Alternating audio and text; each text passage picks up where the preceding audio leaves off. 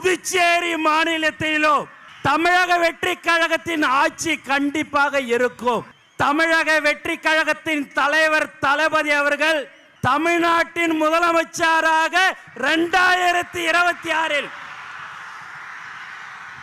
கண்டிப்பாக அந்த இடத்தை கண்டிப்பாக வருவார். அதேபோல் புதுச்சேரி மாநிலத்திலும் தமிழக வெற்றி கழகத்தின் ஆட்சி கண்டிப்பாக இருக்கும். ஏன்னா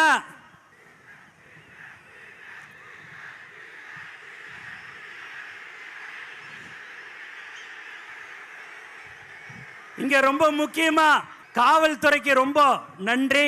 நிறைய ஒத்துழைப்பு கொடுத்தார்கள். மேலும் தலைவர் தளபதியை பார்க்கறதுக்கோசம் நீங்க ரொம்ப நாளை காத்து கொண்டிருக்கிறீங்க.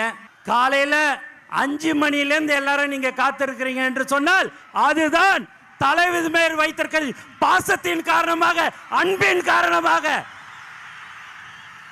வேற யாருக்காவது அனுமதி இல்லை, டோக்கன் கொடுக்கிறோம், QR கோடு, போலீஸ்ல 31 கண்டிஷன்லாம் போட்டு கொடுத்தாங்க.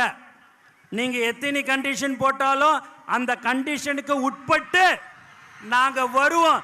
என் தலைவனை பார்க்க வருவோம் சொல்ற ஒவ்வொரு தோழருக்கும் இந்த நேரத்தில் நான் நன்றி தெரிவிச்சுக்கினே இருக்கிறேன். 72 நாள் கழிச்சு இந்த மாதிரியான ஒரு பொதுக்கூட்டத்துக்கு தலைவர் அவர்கள் வந்திருக்கிறாரு. தமிழ்நாட்டில் பார்த்தீங்கன்னா நம்மளை எங்கேயுமே விடக்கூடாதுன்றதுல தெளிவா இருக்கிறாங்க. எதை பண்ணாலும் சரிங்க, தலைவர் சொன்ன போல காத்த மறைக்க முடியுமா என்ன? எதுவுமே செய்ய முடியாது.